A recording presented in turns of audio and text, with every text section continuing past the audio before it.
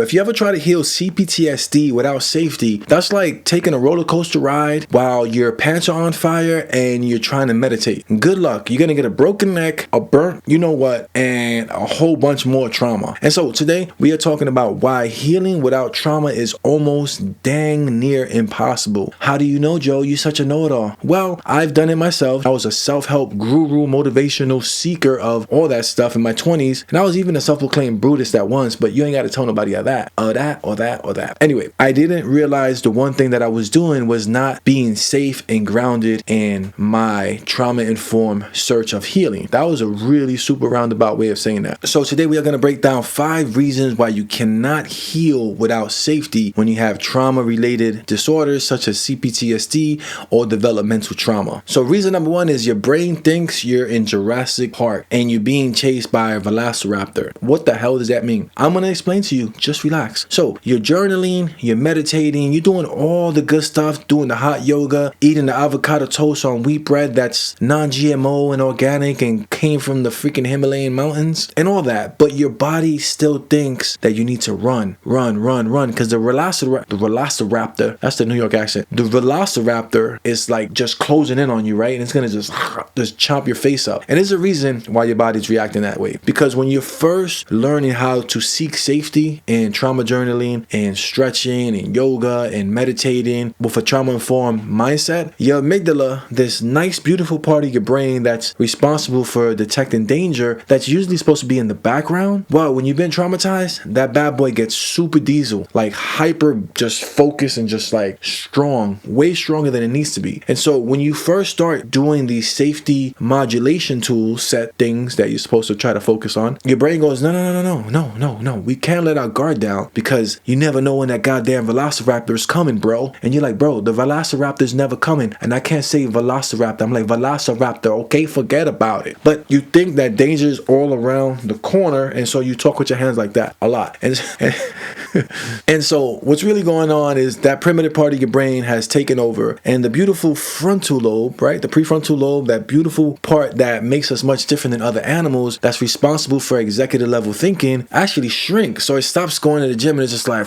and then the primitive brain is taken over. And so why I always tell people, when you first start putting in safety measures like meditating, trauma journaling, breathing, I always tell, be gentle and start small. Just do 5 minutes a day, maybe 2 minutes a day. And over time, the amygdala starts to go, okay, we don't need to go to the gym as much. We can give up on these big old bro muscles that we have because we're not supposed to really be having them. We're supposed to be in the background. And then the prefrontal cortex goes, yeah. Everybody want to be a bodybuilder, but nobody want to put this heavy ass work. I'll do it though. Little Ronnie Coleman reference for all you bodybuilder fans. But the prefrontal cortex starts to get stronger. The amygdala starts to get normal and stops with all the CrossFit because you're eventually telling your body, we're good, man. You can freaking chill. Well, you're not telling your body that. You're telling your brain, your amygdala, to calm the freak down. We got this. And so number 2 is your body feels like Fort Knox, right? So let's talk about the body. Without safety, your nervous system is essentially just going to make your body do this. You're going to lock up. Your jaw is always going to be clenched. And you're just ready to fight whoever's coming. I'm going to fight, bro. I'm going to fight whoever, even though I'm just going to bed and I shouldn't be this tense. And now I'm not going to be able to sleep. And then someone comes along and says, bro, just relax. You're so tense and stiff. And you're like, I'm good, bro. I got this. And besides, that kind of hurts. Telling a trauma survivor to relax is like telling Eddie Murphy not to laugh at his own jokes. That's an Eddie Murphy reference from back in the day. Younger folks probably don't even know who Eddie Murphy is, but I grew up laughing into some of his very inappropriate comedy that I love. So let's talk about the science on why that's happening and why your body's just going into this crazy freaking Bulgarian shoulder press Olympian weightlifter posture. Okay, you can stop now. So when you don't feel safe, this beautiful vagus nerve that we have that literally connects to our heart, our lungs, our kidneys, like all these crazy vital organs, and even your stomach, it doesn't know how to relax. So it's always just detecting for threats, and your body needs to be ready to take on that full impact of the Spartan that's going to come out of the New York City subway, because we all know that the New York City subway is a contact sport. But the problem with that is when your vagus nerve is constantly just tense and can't relax, it sends all these signals to all the different parts of your body that danger is coming. And over time, those signals are extremely unhealthy for our body. It'll break down our body. It'll break down our brain, it'll break down our mind, our nervous system will just be in a wreck. So ironically enough, they have something called trauma-informed yoga, where it actually helps you calm down that vagus nerve. Or even humming or singing. I love to sing, but I can't sing. But I'll sing anyway, because I'll give you an example of the kind of humming or singing that you can do to relax your vagus nerve. Because once your vagus nerve relaxes, your body's going to learn how to relax. So just take 5 minutes of your day and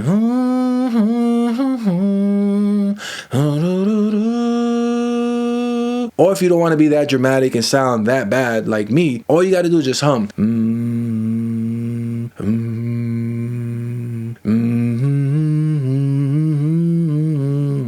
The lion sleeps tonight. You get the point, but as long as you're activating, I even feel much calmer now just doing that for like 2 seconds playfully. But it works. Try it. And number 3, without safety, there is no trust. Trusting in yourself, trusting in other people. And more importantly, when you don't trust in yourself, you're always overthinking. Do I really feel this way? Should I really be saying this? Should I send that text? I don't know. I think I'm tired. Am I tired or am I just being lazy? But I only slept 2 hours last night, so I must be tired. But I got a lot of stuff to do. Now I think I'm just being lazy. So that cycle, that repetition, compulsion just keeps playing over and over and over again. And when you have so much unresolved trauma, it's hard to trust yourself. So you learn how to be so off balance that when you do have these signals that you are tired, you can't take a break, your body's automatically going into that survival mode and saying, no, we need to work, we need to work, we need to avoid everything we can in order to feel this trauma, because that's your body's way of protecting you and not processing that trauma in the correct way. And number 4 is healing requires vulnerability. But trying to be vulnerable when you feel like you're in a war zone is almost impossible. That's like trying to have a heart-to-heart with someone while someone else is throwing dodgeballs at your face.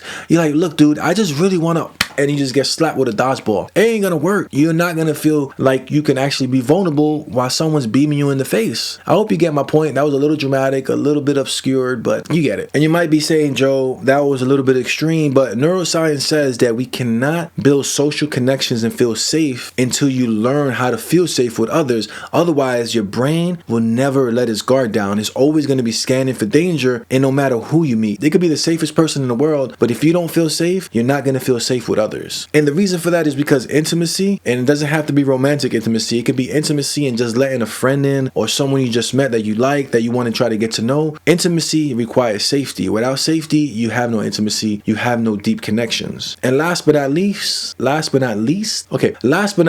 is safety without the soil for growth won't happen. It's like trying to plant a tomato tree or tomato plant. I'm not really sure if it's a tomato tree or tomato plant. Anyway, it's like trying to plant a plant on concrete and like, yo, why this thing is not growing? Like, bro, first of all, you're not Tupac. You can't rise out of concrete. So just chill. You need dirt, and the dirt is representative or symbolic of safety. And when you have safety, you can plant all types of beautiful things into that beautiful dirt and see it grow over time. You can water the plant or the flower, depends. I'm not a gardener, so I don't really know any plant names or flower names. And I barely even know the difference between the two, but you get my point. You can plant, you can see your seed grow over time. And what does that look like? Because that sounds very metaphoric, Joe. Well, it looks like by way of learning how to build up support systems, learning how to connect with a trusted therapist who knows the neuroscience of trauma and not just tell me how this horrific event made you feel, because we know it made you feel terrible and is going to re-trigger you, but I digress. Learning trauma-informed positive affirmations, learning grounding work, breath work, somatic healing, so forth and so on. And that's the representation of that dirt being planted into the plant. Nobody. The seed being planted into the dirt and growing like a beautiful bush.